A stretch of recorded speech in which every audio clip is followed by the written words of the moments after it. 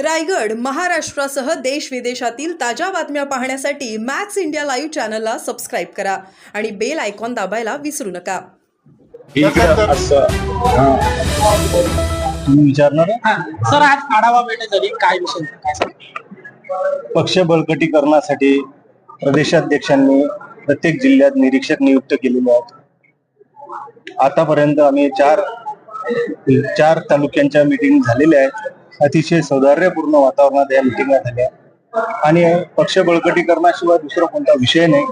त्यामुळे पक्ष संघटने मजबूत झालं पाहिजे या उद्देशाने प्रत्येक तालुक्यात प्रत्येक कार्यकर्त्याशी संवाद हा झालेला आहे. जिल्ह्याभरात चर्चा होती, काही जिल्हाध्यक्ष तालुकाध्यक्ष बदलण्याची संभावना आहे? नाही, बदलायसाठी ही जे पक्ष संघटन मजबूत झालं पाहिजे, कार्यकर्त्यांच्या भावना अध्यक्षांबद्दल काय आहे ते जाणून घेण्यासाठी आज प्रदेशाध्यक्षांनी मला नियुक्त केलेलं आहे.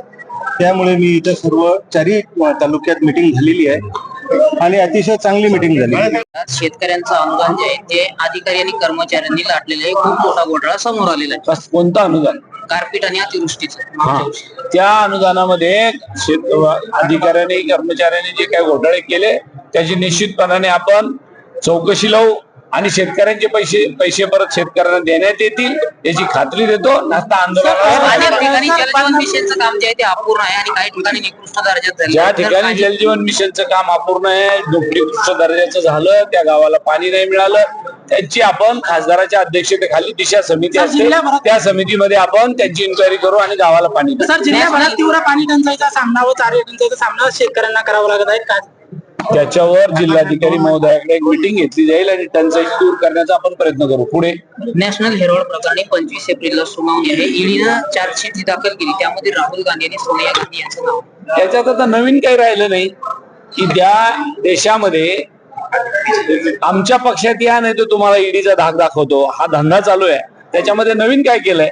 आता फक्त त्यांची मजल इथपर्यंत गेली की नॅशनल हेरोल्ड यासारख्या दैनिकाच्या घोटाळ्यामध्ये राहुल गांधी साहेब आणि आदरणीय सोनियाजी यांचं नाव टाकलं. वास्तविक तो घोटाळा नाही, यांनी घोटाळ्याचं नाव त्याला दिलं.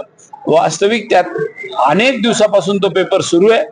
ज्या नेहरू आणि गांधी परिवारांनी या देशाला अनेक प्रकारे त्याग, बलिदान आणि स्वतःची सगळी प्रॉपर्टी आपल्या देशाला स्वातंत्र्य मिळवण्याच्या चळवळीला दान केली, त्याने नॅशनल हेरोल्ड सारखे प्रकरण करण्याची गरज नाही. आणि दूध का दूध पाणी का पाणी 100% आपल्या माननीय सर्वोच्च न्यायालयात होईल. साहेब, एकनाथ शिंदे नाराज असलं तर बोलत जाते.